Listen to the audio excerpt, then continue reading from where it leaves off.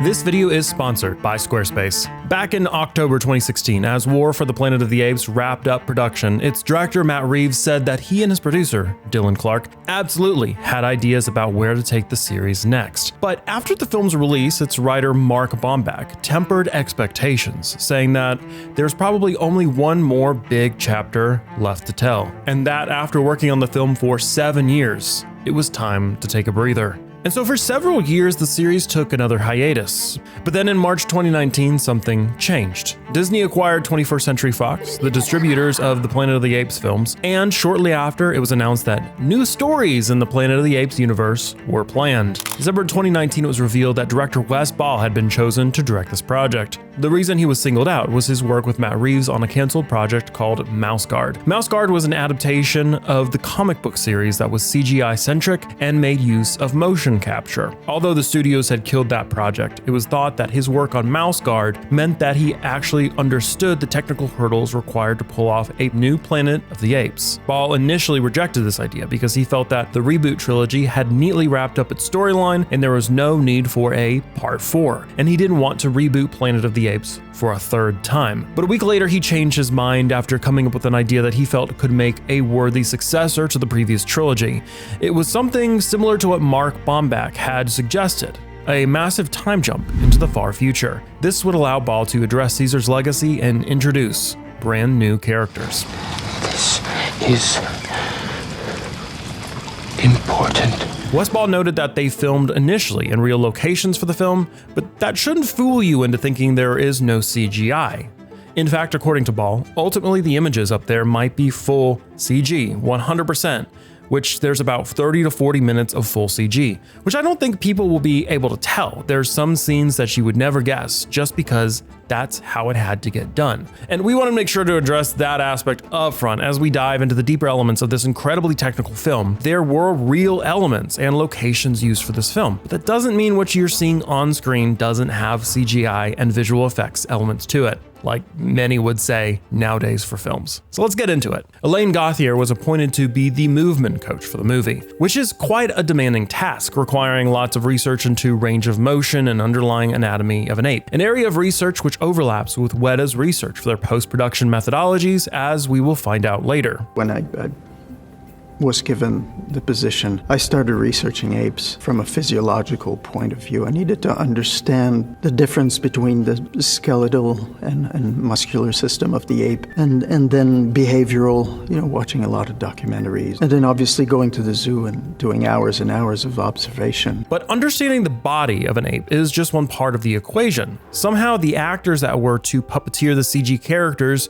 needed to move like their animalistic real-world counterparts, or else the illusion falls apart immediately. It was really for me about first get them to become aware of their bodies. I developed a series of exercises for them to augment and develop new neural pathways for them to have tools to get into the ape format. After that, it was really workshopping. It was improvising. Elaine wasn't alone, however. A rather experienced person, you could say, came to assist the coaching sessions, who not only is experienced in depicting various creatures over the years, but just so happened to also have portrayed an ape named after a certain Roman emperor. The Planet of the Apes franchise, it lasts and really transcends time. Where Andy came in was later in the process, which was really great because there were certain aspects that were beyond my abilities. For example, developing their voices and other fine-tuning of their character, which is where we had a chance to sit down with Andy and do some Zoom calls, and he was extremely generous. However, actors generally aren't best at falling flat on their face. This movie's stunt coordinator, Glenn Suter, brought a core team of 20 stunt guys with him, which would help assist the actors on set and provide valuable motion capture data for the VFX team to use in post. Wes could be a stunt performer, I think, or a performer. Even in meetings, he'll get up and act through the action that he's interested in. So quite often I can just pull my phone out and film him in his briefings, and really that's what we know we're going to do. And while Kingdom of the Planet of the Apes could have just used something like stagecraft, which Weta have experimented with in the past, going further into virtual production, or could have been primarily filmed in a motion capture volume somewhere in a studio in New Zealand, Wes Ball was quite decisive in not wanting to go down that path, opting instead for shooting on location like the previous films had. What made things difficult was that Kingdom of the Planet of the Apes was a travel shoot, meaning that the team never was at any given location for a long period of time. Certain sets also didn't make Daniel Durance's job much easier, such as the complicated builds of the Eagle clan's nest, which required carpenters to unlearn their reliance on some of their trusty tools. The Eagle's Nest, which is where we first find our elders in the Eagle Clan village, and we basically built a nest inside of a high-tension cable tower, basically nestled all the sticks within it and everything like that. And that was a really tough set to design and orchestrate from the point of the engineering of it. And aside from really selling the world of Kingdom of the Planet of the Apes, with nature reclaiming human-built landmarks, destruction and violence is part of the story too, which meant that some intricately built sets had to be set ablaze. And in the end, when the marauders, the bad guys show up, we have to burn the place down. So we actually did burn some huts, did some controlled fires as well. On set, everyone was quite communicative and effective at what they were good at too, with intricate camera sequences being brainstormed and executed on set. I think working with Jula, our cinematographer, I mean, this is, I think, his third collaboration with Jula now. The two of those guys have quite a shorthand, and so they can communicate with each other very well in terms of what they're trying to set out. And so suddenly, out of no place, now we've got a camera that's going to be swooping in and doing all these complex moves. When you look at the sequence cut together, there's a very cohesive kind of blocking of complicated choreography of actors and camera kind of dancing together where information is revealed just in time when it needs to be. Today's sponsor, Squarespace, has just updated to Squarespace 7.1 with its Fluid Engine and newly added Blueprint AI and SEO tools. It's the easiest way to get a professional website for your business up and running for anyone who doesn't have a lot of time to, mess around with complicated coding. The new Blueprint AI system helps build your website from the ground up, tailoring it to your specific business and industry. And instead of having to install a bunch of SEO plugins so people will actually see your site, the new optimized SEO tools will help launch your site and get seen fast, with integrated and optimized SEO tools that will help your website grow fast. So head on over to squarespace.com for a free trial to test out these awesome new features, and when you're ready to launch, go to squarespace.com/FrameVoyager to save 10% off your first purchase of a website or domain using the code FrameVoyager. Horses were also a big element of the film to consider, as they make up the main transportation method for the ape tribes, which also means that someone had to teach actors who've never mounted a horse before how to ride them. Graham Ware was called for this quite important part of the production, and together with 6 wranglers and 15 riders, they managed to aid the shoot in a quite significant manner. We had a great opportunity to get the cast were available early, so we were able to get them out to my farm, and quite a few of the cast had never ridden before, so it was a totally start from fresh scenario. The horses, in a way, were also a storytelling instrument. Wes Ball was quite particular in what horses he wanted and which character would mount what horse. The first day I started on the show, I started talking to Wes about horses, and he had some very specific horses that he wanted to choose from. Colours were a big thing, size was a big thing, matching the horses to the actors was a big thing, and he handpicked the horses for cast that he wanted. Speaking of Wes Ball, what no doubt aided the production team was the enthusiastic director driving the project. Wes Ball was eager in visualizing exactly what he wanted in his movie and laid out a clear path for the team to follow, especially aiding the VFX supervisor Eric Winquist on set. Working with Wes is a kick. Exuberance is the word that comes to mind. I think all through prep on this project, Wes has a very, fantastic visual imagination. And so a pitch through a sequence meeting for the team, you get through that process with Wes very animatedly kind of, talking through the storyboards. And then he does this, with lots of sound effects. Only one thing is needed in order to marry together the many facets of a Planet of the Apes movie together, from the intricate set designs all the way to the actors' ape-like performance captures, and that one key thing is the multifaceted world of digital and visual effects.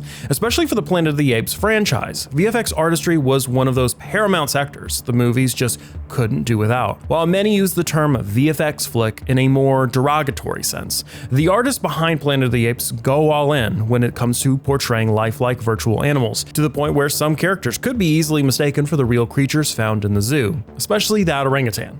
While we discussed the actors, challenges on the performance side of things, and what went into designing the set pieces, the post-production side required many in-production preparatory steps. The reality is you can't just fix things in post that well, which for a film like this one means that much reference material is needed and that the motion capture data needs to be usable. That last point is a considerable challenge, especially for the environments for which the Planet of the Apes series made use of, shooting in uncontrolled locations that are completely exposed to the elements. For motion capture breakthroughs, we can look back to how Avatar did things. The first movie really brought mocap into the next level, with the stages being littered with props and production being almost exclusively virtual from the get-go. The second movie introduced a challenging environment in order to realize Pandora's nautic world. Performance capture over and under the water was tough. However, once the underwater camera installations worked and the infrared reflections from the water surfaces were deadened with plastic balls, what we got was yet another controlled environment. A studio under the water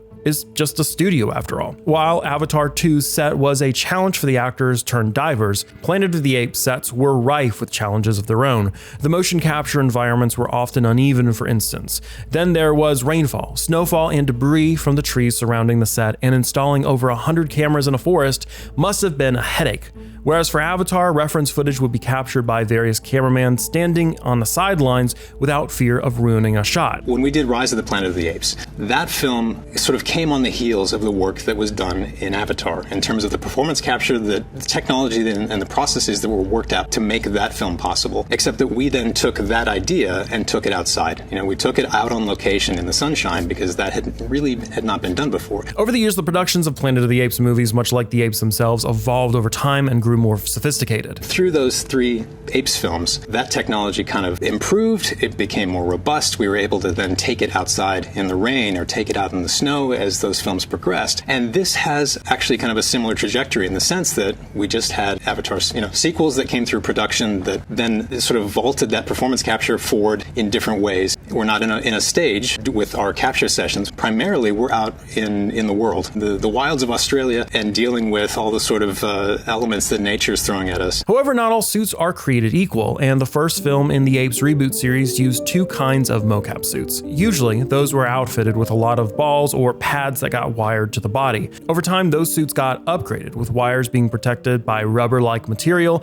and the balls being fixed in place better with plastic as more scenes were being shot outside, and those new suits enabled the actors to really go for it without immediately ripping wires.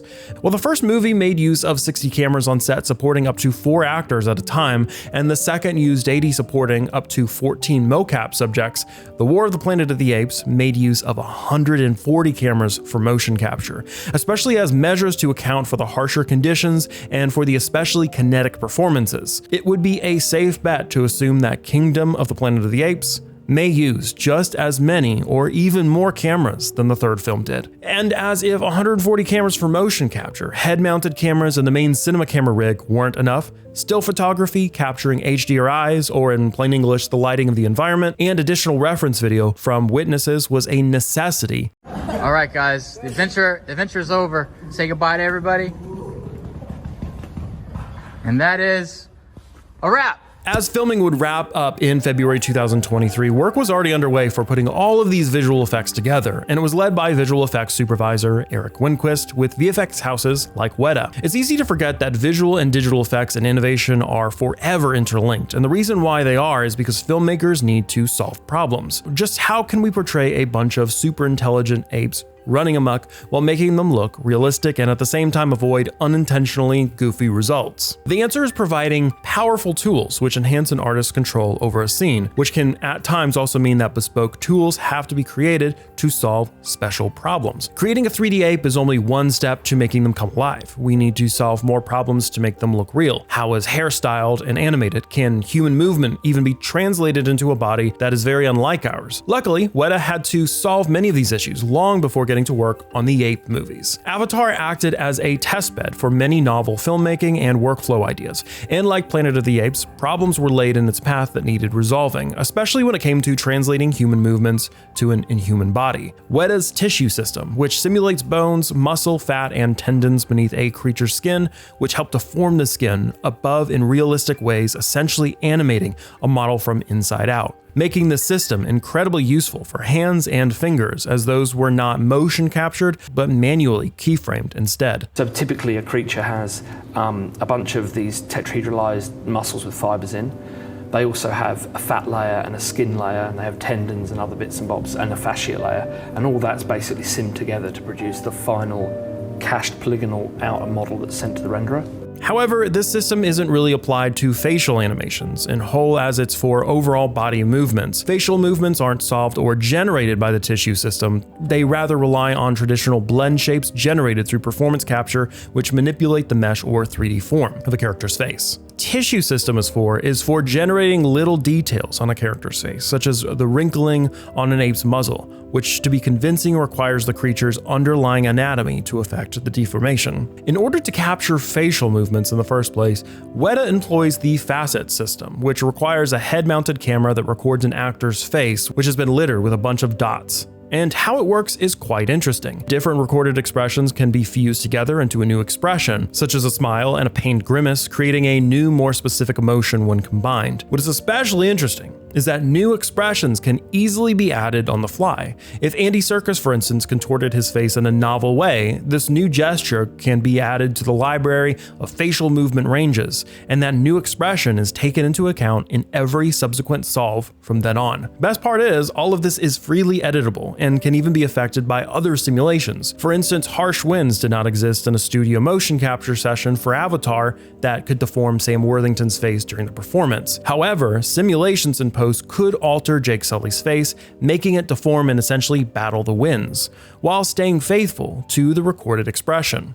Now, Ball has confirmed that his next film will likely be a live-action adaptation of the beloved video game The Legend of Zelda, but the director is keen to make more Planet of the Apes movies and believes Kingdom of the Planet of the Apes could be the start of a new multi-movie saga. But there's another film that literally just came out that didn't use mocap suits or anything, but good old practical stunts. Check out how they broke a stunt team world record for this film right here.